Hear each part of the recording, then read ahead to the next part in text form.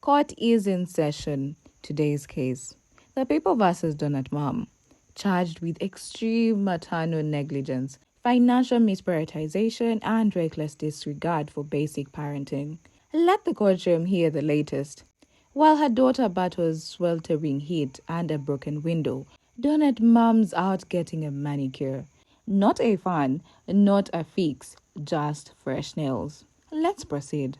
Okay, Alex Sable or Sable or whatever, I'm kind of upset the fact that you have your manicured claws. Your claws are all done up, girl, but your kids don't even have a house that has AC in there. We previously examined Alex Sable, known online as Donut Mom. Her parenting choices raised serious concern. Since then, things have only worsened. In a live stream, Alex dismissed her daughter's plea to sleep outside her overheated bedroom, a space made almost unbearable by a shattered window and the complete absence of air conditioning. Rather than hearing her out or offering even the smallest ounce of compassion, Alex responded with indifference. Not only did she deny her daughter's request, but she went as far as blaming her for the broken window, shifting responsibility back onto the child in the moment that clearly demanded parental support. There was no fund offered, no apology given, no commitment to fix the problem, just cold dismissal and visible apathy. What could have been an opportunity to reassure her daughter, to show understanding, turned into yet another moment where the child was made to feel like an inconvenience. Later, instead of reflecting on her actions, Alex deflected. She went on to claim that she lacks support online because she doesn't align with a certain beauty standard, that she isn't thin or aesthetically pleasing enough for sympathy. But the criticism wasn't about her appearance. It was about her choices. Viewers weren't reacting to her weight or her looks. They were reacting to the way she handled a clearly vulnerable moment with her child. This was a mother who neglected her household, allowed her children to eat poorly, and now, when comfort was most needed, chose to deny even the most basic form of relief. I'm sleeping in the living room tonight, and you won't let me. When did I say you could sleep in the living room? It's hot in my room. I'm always hot in my room when I sleep in it. The evidence. Exhibit A. The live stream shows her daughter quietly asking for relief. Her posture is tense, her voice barely audible, and her entire demeanor radiates discomfort. This isn't the bold defiance of a child seeking attention.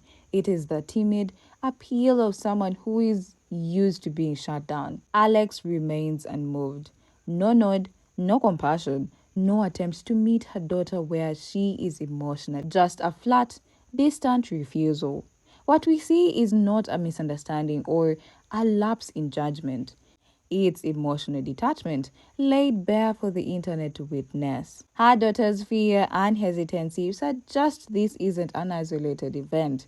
It's part of a longer, painful pattern. I'm sleeping in the living room tonight, and you won't let me. When did I say you could sleep in the living room? It's hot in my room.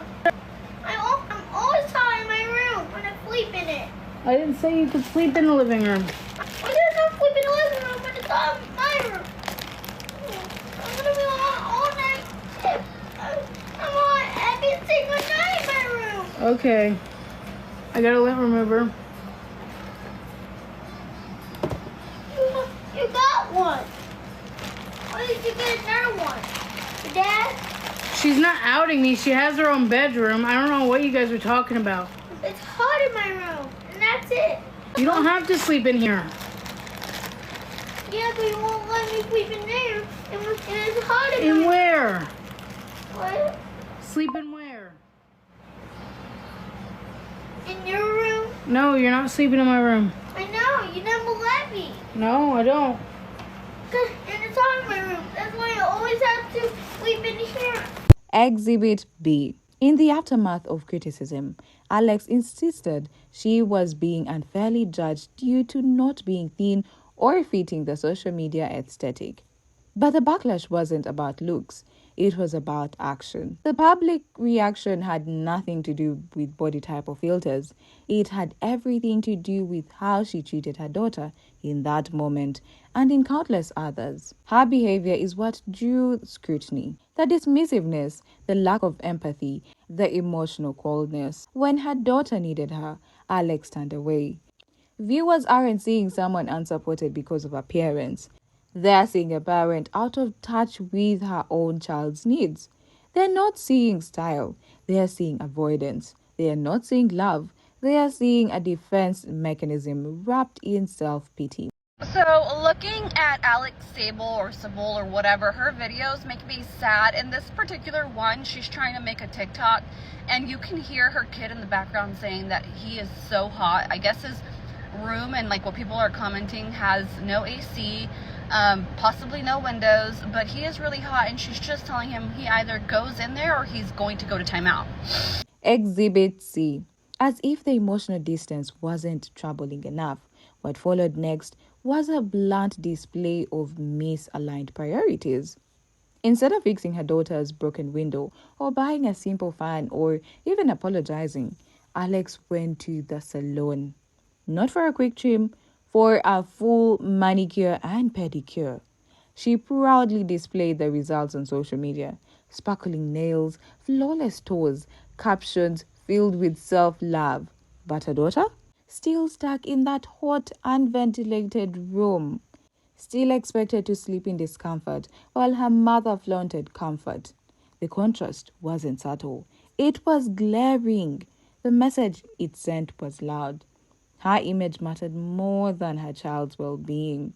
Here are the motherfucking new nails. Everyone deserves self-care, but timing and intention matter.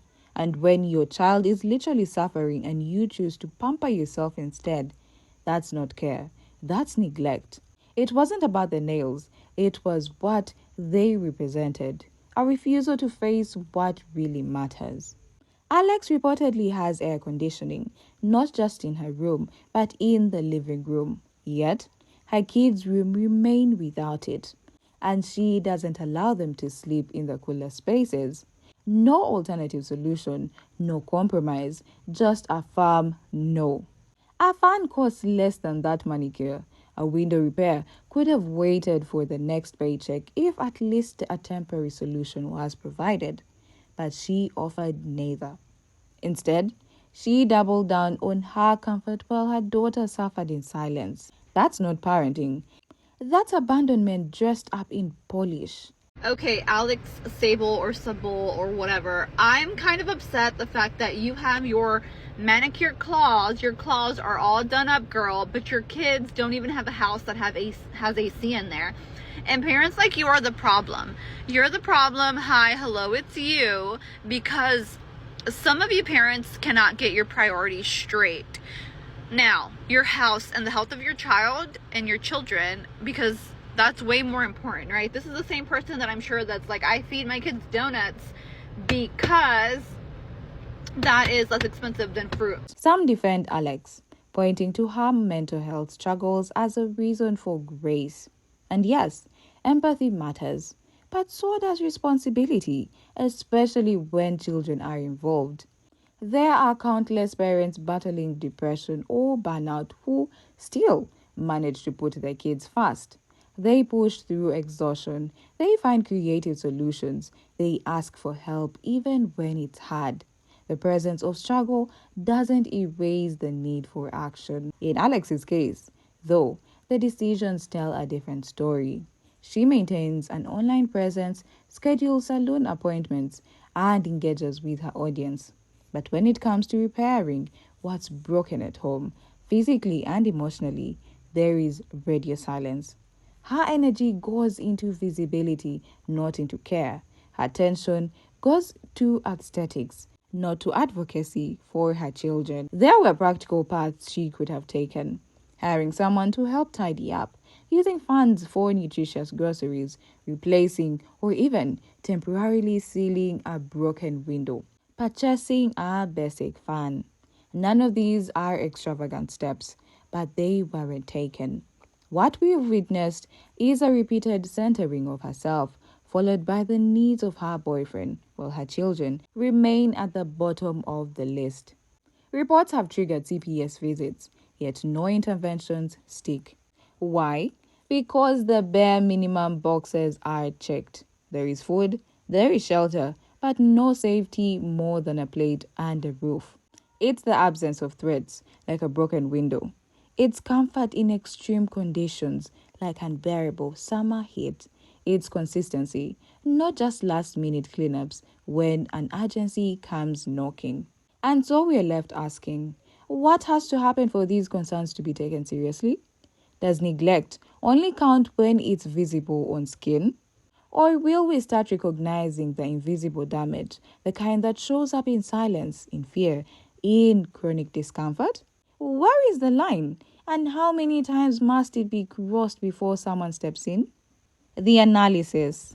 This isn't about hate, it's about accountability, the kind that doesn't trend, but that quietly asks, who's watching out for the child when the cameras are off? It's about shifting the focus from filtered storylines to the unfiltered reality that often gets buried behind trending sounds and relatable captions. What people are seeing isn't a one-off lapse in parenting, but a recurring refusal to evolve even as signs of harm accumulate. Alex is not without tools. She has an audience ready to listen, a financial safety net many would envy, and access to support networks she could tap into. With those privileges come choices. She could use her platform to share parenting resources, normalize struggling out loud, or show what honest self-correction looks like. But that's not what we see. Instead, we see someone curating a productive shell of appearance, one that shields her from criticism, but not her children from consequence. Accountability doesn't just come from being online, it comes from being present. When someone chooses to show up for likes while their children remain unseen in the margins, that's no longer content, it's concealment. It becomes a production, one where branding takes precedence over bonding and where hard questions are step-sided in favor of staged answers. Her children didn't volunteer for this narrative. They didn't ask to be aesthetic accessories or side characters in a story centered around her mother's projected strength. They need presence, not performance. They need a home where their needs come first, not after engagement metrics. The bare minimum, food and shelter, don't equal nurturing. They need emotional steadiness, consistency, and care that doesn't clock out when the filming stops. This case isn't about a single fan or a single window. It's a signal flare from a deeper pattern, one where children are routinely expected to adjust around a parent's self-interest. The message they receive is loud and quiet at the same time. You're second, always. Until that dynamic is acknowledged and addressed, the criticism won't go silent.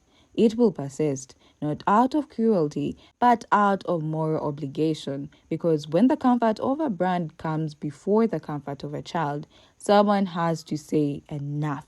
The stakes are no longer theatrical, they are lived. And they are being lived right now by kids who deserve better. If that's the case, donut mom, fresh nails, broken windows, misplaced priorities, and a growing record of public concern. This isn't about aesthetic choices or parenting styles. It's about consistent behavior patterns that continue to raise red flags. Now, jury is yours. Guilty, innocent, or misunderstood? Was this a case of overwhelmed parenting, willful negligence, or something more complicated? Your voice matters. Weigh in with your verdict. Drop your judgment in the comments below.